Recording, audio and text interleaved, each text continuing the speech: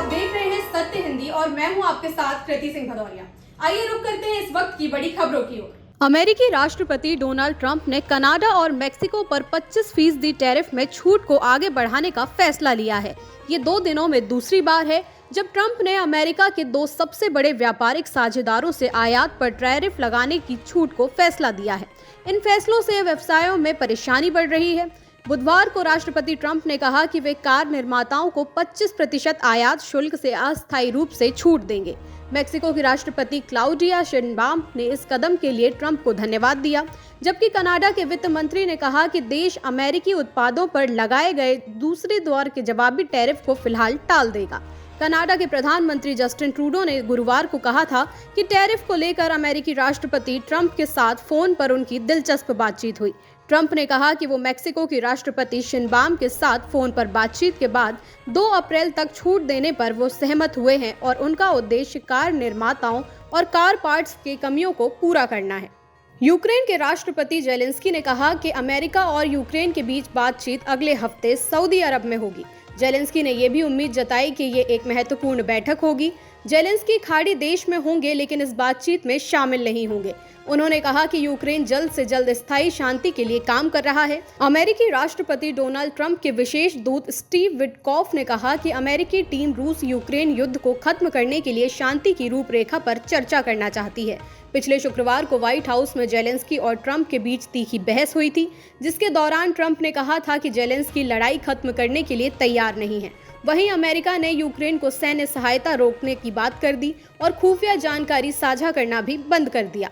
यूक्रेनी राष्ट्रपति ने इस घटना पर खेद व्यक्त किया है और देश के सबसे बड़े सैन्य आपूर्तिकर्ता अमेरिका के साथ संबंधों को सुधारने की कोशिश कर रहे हैं। गुरुवार को विटकॉफ ने कहा कि ट्रंप को जेलेंस्की से एक पत्र मिला है जिसमें माफी और आभार शामिल है। रूस ने फरवरी 2022 में यूक्रेन पर पूर्ण पैमाने पर आक्रमण किया और अब यूक्रेनी क्षेत्र के लगभग 20% हिस्से पर रूस का कब्जा है। अमेरिकी राष्ट्रपति डोनाल्ड ट्रंप ने भारत पर निशाना साधते हुए फिर से कहा कि भारत एक बहुत उच्च शुल्क लगाने वाला देश है। ट्रंप ने ये बयान भारत द्वारा अमेरिका से आयातित सामानों पर उच्च टैरिफ लगाने को लेकर दिया।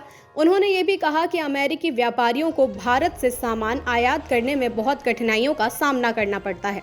राष्ट्रपति ट्रंप ने ये टिप्पणी उस समय की जब वो भारत के साथ व्यापारिक संबंधों पर चर्चा कर रहे थे। ट्रंप ने यह भी बताया कि उनका प्रशासन भारत के साथ व्यापारिक असंतुलन को ठीक करने की कोशिश कर रहा है और वो भारत को अपनी व्यापारिक नीति में सुधार करने के लिए प्रेरित करेंगे। सीरिया की राजधानी दमिश्क में नई सरकार के प्रति वफादार सीरियाई सेनाएं और सत्ता से बेदखल किए गए असद शासन के समर्थकों के बीच जोरदार जंग छिड़ गई है। देश के उत्तर पश्चिमी तटीय क्षेत्र में रूस के नियंत्रण वाली एयरबेस के नजदीक लताकिया प्रांत में हुई झड़पों में दर्जनों लोग मारे गए हैं। दिसंबर में बशर अल असद के पतन के बाद से सीरिया की इस्लामी सरकार से जुड़ी सेनाओं के साथ अब तक की सबसे हिंसक झड़प है। मारे गए लोगों की संख्या के बारे में अलग अलग अनुमान लगाया जा रहा है। गुरुवार देर रात स्थित स्टेप न्यूज एजेंसी ने खबर दी कि सरकार समर्थित बलों के हमले में लगभग 70 पूर्व सरकारी लड़ाके मारे गए हैं, जबकि 25 से ज्यादा जबलेह और उसके आसपास के क्षेत्रों के पकड़ लिया गया है। 26/11 मुंबई आतंकवादी हमले के आरोपी आतंकी तहव्वुर राणा के भारत प्रत्यर्पण का रास्ता साफ हो गया है। अमेरिकी सुप्रीम कोर्ट ने तहव्वुर की उस याचिका को खारिज कर दिया है जिसमें उसने भारत प्रत्यर्पण के फैसले पर रोक लगाने की मांग की थी। उसने दलील दी कि अगर उसे भारत में प्रत्यर्पित किया गया तो वहां उसे मानसिक और शारीरिक रूप से प्रताड़ित किया जाएगा। इससे पहले तहव्वुर राणा ने अपने भारत प्रत्यर्पण से बचने के लिए नई चाल चली थी। राणा ने अपने प्रत्यर्पण पर रोक लगाने के लिए अमेरिका की सुप्रीम कोर्ट में आपातकालीन याचिका दायर की थी।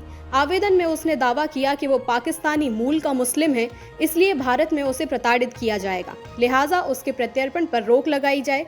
राणा ने अपने खराब स्वास्थ्य का भी हवाला दिया था। कांग्रेस की नेता शमा मोहम्मद इस समय सुर्खियों में बनी हुई हैं। हाल ही में उन्होंने भारतीय क्रिकेट टीम के कैप्टन रोहित शर्मा को लेकर बयान दिया था, जिस पर विवाद भी छिड़ गया था। इसी के बाद अब शमा मोहम्मद रमजान को लेकर सुर्खियों में आए क्रिकेटर मोहम्मद शमी को सपोर्ट करती हुई नजर आ रही हैं। मोहम्मद शमी के रोजा ना रखने को लेकर उन पर अलग अलग टिप्पणियां की जा रही थी, लेकिन मोहम्मद शमी को शमा मोहम्मद ने सपोर्ट किया है।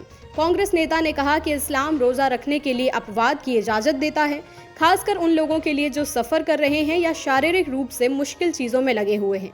शमा मोहम्मद ने यह भी कहा कि इस्लाम में एक बहुत ज़रूरी चीज़ ये है कि जब हम सफ़र कर रहे होते हैं तो हमें रोज़ा रखने की ज़रूरत नहीं होती है। मोहम्मद शमी इस समय सफ़र कर रहे हैं, वो स्पोर्ट्स खेलते हैं और खेलने के दौरान वो काफ़ी प्यासे हो सकते हैं। कोई भी इस बात पर जोर नहीं देता कि जब कोई भी स्पोर्ट्स खेल रहे हो तो आपको रोज़ा रखना ज़रूरी नहीं है। ये आपके कर्म है, नेकी है जो काफ़ी ज़रूरी है। इस्लाम काफ़ी साइंटिफिक धर्म है। दिल्ली के एक कार्यक्रम में गुरुवार को केंद्रीय सड़क एवं राजमार्ग मंत्री नितिन गडकरी ने सभा को संबोधित करते हुए सड़क हादसों का जिक्र किया और उन्होंने इसके लिए इंजीनियरों को दोषी भी बताया। उन्होंने कहा कि ये हमारे लिए अच्छा नहीं है कि भारत में हमें सड़क दुर्घटनाओं को लेकर कई महत्वपूर्ण समस्याओं का सामना करना पड़ रहा है। केंद्रीय मंत्री ने बताया कि हर साल हमारे यहाँ 4,80,000 सड़क दुर्घटनाएं होती हैं और 1,80,000 मौतें होती हैं, जो शायद दुनिया में सबसे ज़्यादा है। गडकरी के मुताबिक इन मौतों में से 66% लोग 18 से 45 साल की उम्र के होते हैं और इससे जीडीपी में 3% का नुकसान होता है। उन्होंने कहा कि इन सभी दुर्घटनाओं के सबसे महत्वपूर्ण दोषी सिविल इंजीनियर हैं। मैं सभी को दोषी नहीं ठहराता, लेकिन 10 साल के अनुभव के बाद मैं इस नतीजे पर पहुंचा हूं कि सबसे महत्वपूर्ण दोषी वे हैं जो डीपीआर बना रहे हैं और इनमें सारी गलतियां की गई हैं। महाराष्ट्र सरकार ने बीते बुधवार को एक सरकारी प्रस्ताव सार्वजनिक किया। इसके मुताबिक सरकार ने एक मीडिया मॉनिटरिंग केंद्र स्थापित करने का निर्णय लिया है, जिसकी अनुमानित लागत 10 करोड़ रुपए रखी गई है। ये सेंटर राज्य सरकार से संबंधित समाचारों की कवरेज की निगरानी करेगा। इस केंद्र को स्थापित करने का उद्देश्य राज्य सरकार से संबंधित नकारात्मक या भ्रामक समाचार के प्रसार पर ध्यान देना और कार्यवाही करना है। इसके अलावा सरकारी योजनाओं और नीतियों के बारे में जनता की प्रतिक्रिया को समझने और उसकी जानकारी देने की भी बात इस केंद्र के जरिए कही जा रही है। इस केंद्र को स्थापित और संचालित करने के लिए ई टेंडरिंग प्रक्रिया के माध्यम से पेशेवर और निजी परामर्श एजेंसी का चयन किया जाएगा। इस परियोजना के अंतर्गत सभी प्रिंट और डिजिटल प्लेटफॉर्म पर प्रकाशित सकारात्मक और नकारात्मक समाचारों की एक छत के नीचे निगरानी की जाएगी। इसके लिए एआई की भी सहायता ली जाएगी। साथ ही जिलेवार तरीके से मीडिया कवरेज की महीने और हफ्ते भर की रिपोर्ट भी तैयार की जाएगी। विदेश मंत्री एस जयशंकर द्वारा पाकिस्तान अधिकृत कश्मीर को भारत का हिस्सा बताते हुए दिए गए बयान के बाद जम्मू कश्मीर मुख्यमंत्री उमर अब्दुल्ला ने प्रतिक्रिया दी है। उमर अब्दुल्ला ने ट्वीट करते हुए कहा कि अगर भारत पाकिस्तान से पीओके वापस लेने की बात कर रहा है तो चीन के अधीन क्षेत्रों को भी भारत को वापस करना चाहिए। उन्होंने अपने ट्वीट में लिखा कि अगर हम पीओके की बात कर रहे हैं तो हमें चीन के कब्जे वाले क्षेत्रों की भी बात करनी चाहिए। ये एक महत्वपूर्ण मुद्दा है जिसे नज़रअंदाज नहीं किया जाना चाहिए।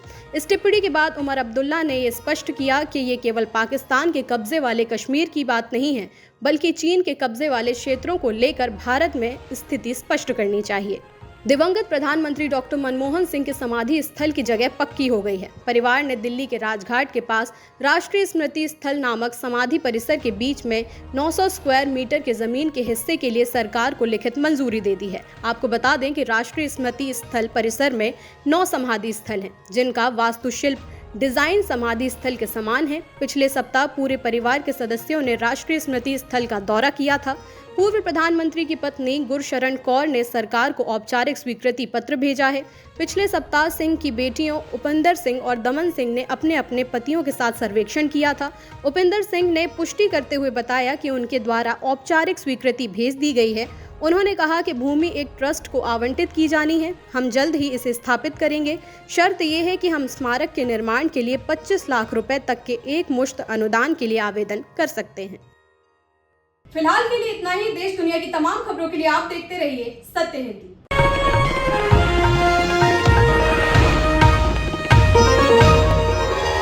Copyright disclaimer under Section 107 of the Copyright Act 1976. Allowance is made for fair use for purposes such as criticism, comment, news reporting, scholarship, and research. Fair use is a use permitted by copyright statute that might otherwise be infringing.